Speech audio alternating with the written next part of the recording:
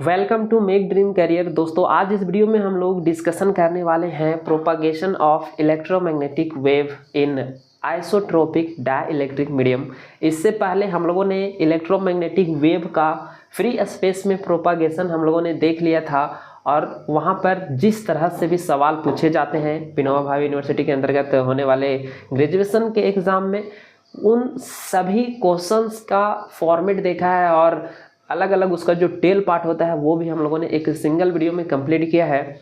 तो आप उस वीडियो को हमारे यूट्यूब चैनल पर बने प्लेलिस्ट में जा करके देख सकते हैं। ठीक है, आइए इस वीडियो को हम लोग स्टार्ट करते हैं। इसमें हम लोग देखेंगे इलेक्ट्रोमैग्नेटिक वेव का आइसोट्रोपिक डाइलेक्ट्रिक मीडियम में प्रोपागेशन। तो देखिए, आइसोट्रोपिक डाइलेक्ट्रिक मीडियम में जो होता है, क्या होता है कि there is no any charge present.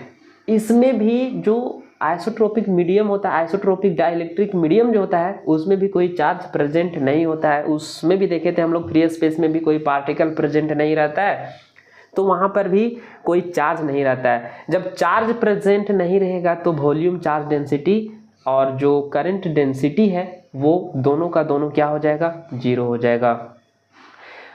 Free space का कहानी और आइसोट्रोपिक डाइलेक्ट्रिक मीडियम का कहानी दोनों का यहाँ तक सेम है कि रो बराबर जीरो होगा और जे बराबर भी जीरो होगा। कोई दिक्कत? नो दिक्कत। चलिए आगे हम लोग बढ़ते हैं।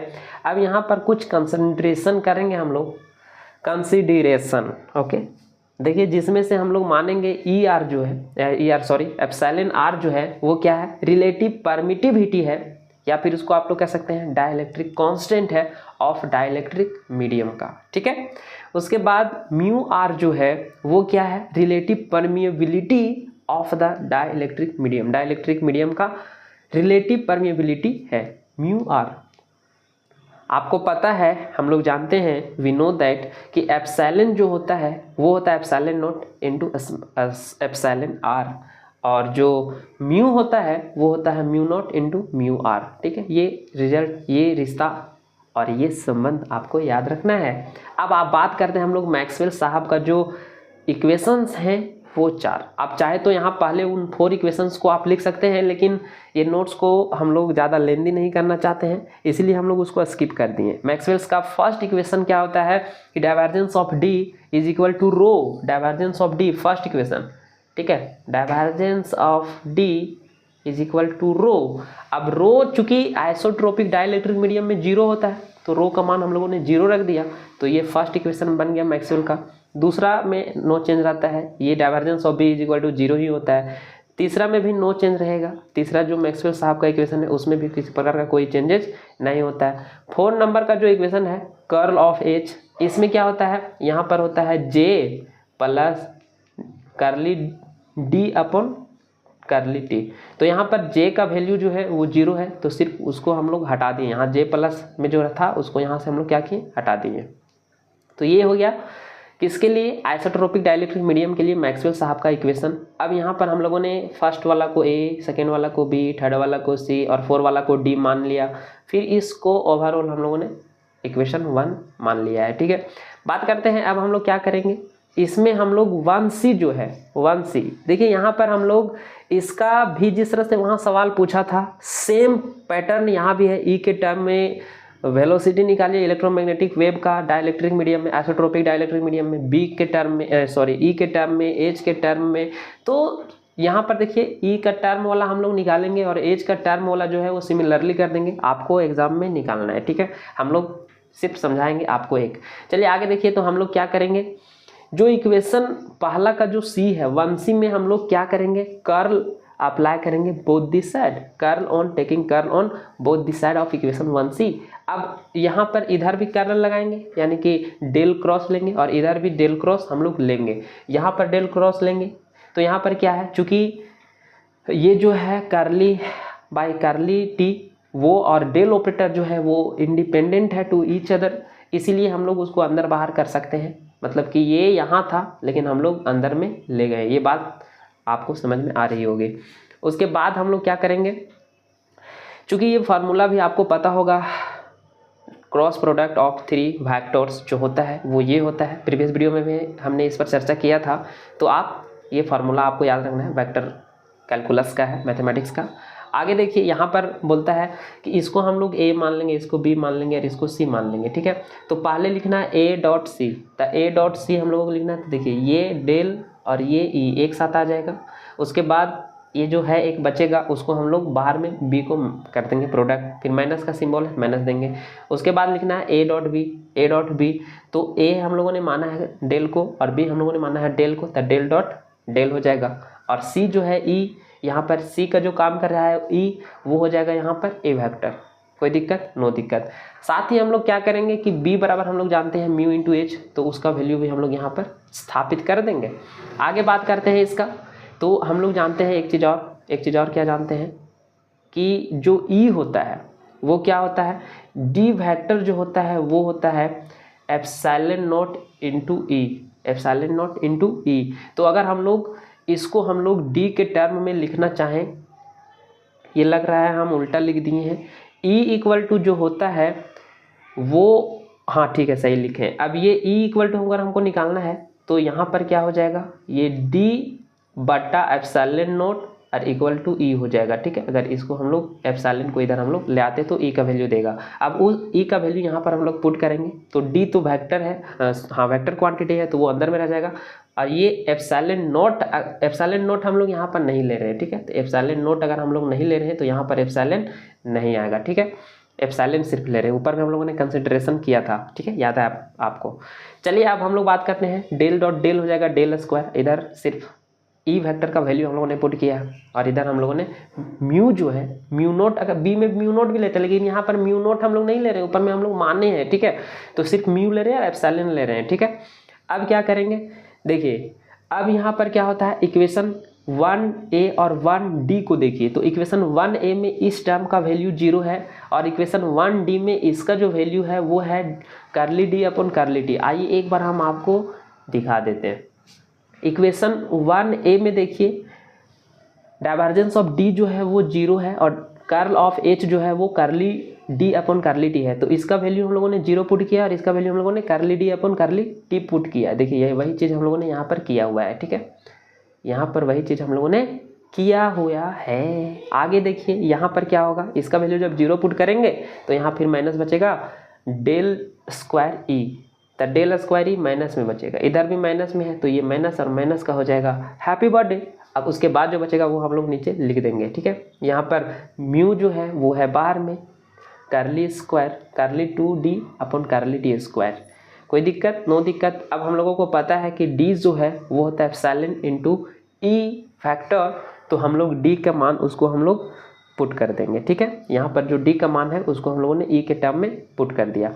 तो एप्सिलॉन यहाँ पर अगर हम लोग e एप्सिलॉन पुट करेंगे तो एप्सिलॉन कांस्टेंट है तो वो बाहर आ जाएगा, ठीक है। कोई दिक्कत? नो दिक्कत। चलिए आगे हम लोग बात करते हैं। अगर सिमिलरली अगर हम लोग इक्वेशन 1d लेते हैं और उसमें कर्ल अगर हम लोग अप्लाई करते हैं और सेम प्रोसेस रिपीट करते हैं, सेम प्रोसेस उसमें भी रिपीट करते हैं, तो एच का जो इक्वेशन आएगा वो बिल्कुल सिमिलर आएगा। यहाँ पर देखिए डेल स्क्वायर ई है तो डेल स्क्वायर एच हो जाएगा।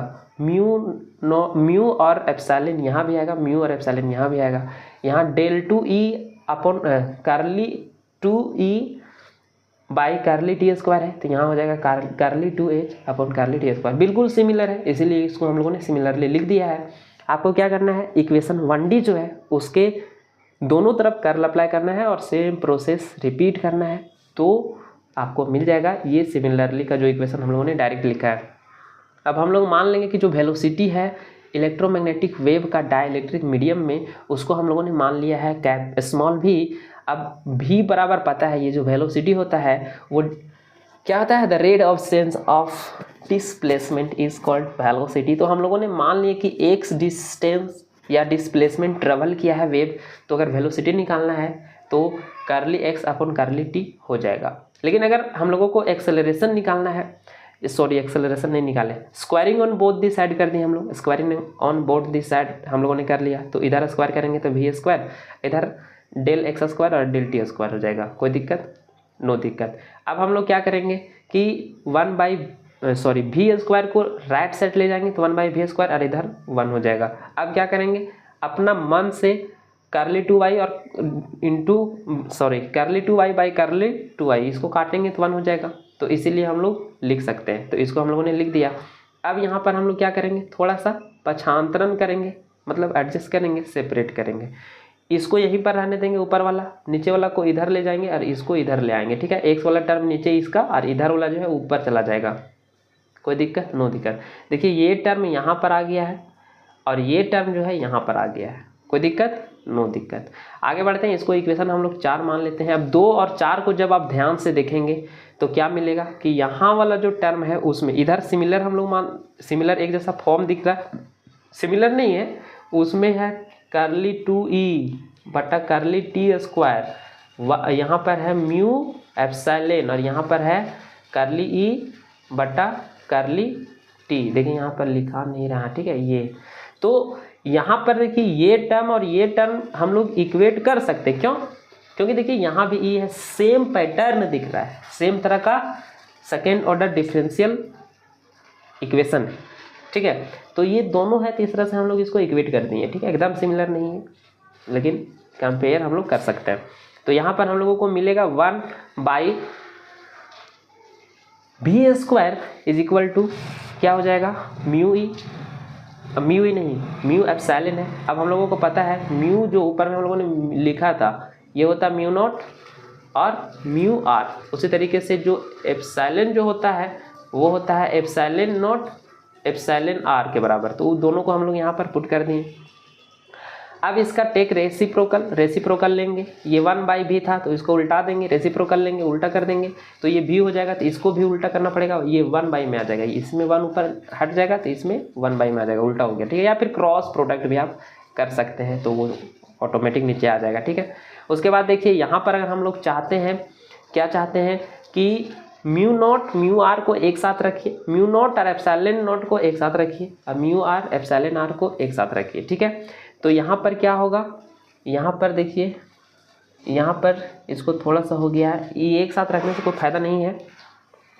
हम लोग पढ़े हैं क्या, जब हम लोग पढ़ रहे थे फ्री स्पेस में तो हम लोगों ने देखा था, क्या देखा था कि C बराबर हम लोगों ने प्रूव किया था 1 बाई क्या, mu naught epsilon not. Mu naught epsilon not को हम लोगों ने क्या पढ़ा था, हम लोगों ने पढ़ा था कि ये जो होता है वो C के बराबर होता है। तो देखिए यहाँ पर थोड़ा सा आपको क्या करना है, एडजस्ट करना है कि यहाँ पर हम लोगों ने क्या किया है, म्यू नॉट और एप्सिलॉन नॉट को एक साथ रखेंगे, म्यू नॉट और एप्सिलॉन नॉट को एक साथ रखेंगे तो यहाँ पर जो हम लोगों को मिलेगा वो ये टर्म मिलेगा रूट के अंदर। तो इसके बदले हम लोगों ने C पुट कर दिया है और रेस्ट देखिए म्यू नॉट एप्सिलॉन नॉट लिख दिए हैं, तो यहाँ पर म्यू आर एप्सिलॉन आर, यहाँ पर म्यू होगा, ठीक है, म्यू आर एप्सिलॉन आर, ठीक है, म्यू आर एप्सिलॉन आर। तो ऊपर में इस इतना के बदले C और ये रूट नीचे का बचा हुआ है। तो ये आपको ध्यान रखना है, थोड़ा सा यहाँ पर मिसकेट हो गया है, क्या हो गया, मिसकेट। यही उम्र है कर ले गलती से मिस्टेक, यही उम्र है कर ले गलती से मिस्टेक, तो वही हो गया है, ठीक है। चलिए आगे देखते हैं, this is required expression for velocity of electromagnetic wave in dielectric medium. तो ये था इसका आज का क्लासेस। नेक्स्ट क्लास में हम लोग देखते हैं, इसका टेल पार्ट एक रहता है प्रूव करने का, तो वो हम लोग देखेंगे नेक्स्ट क्लास में। धन्यवाद, लाइक शेयर एंड सब्सक्राइब।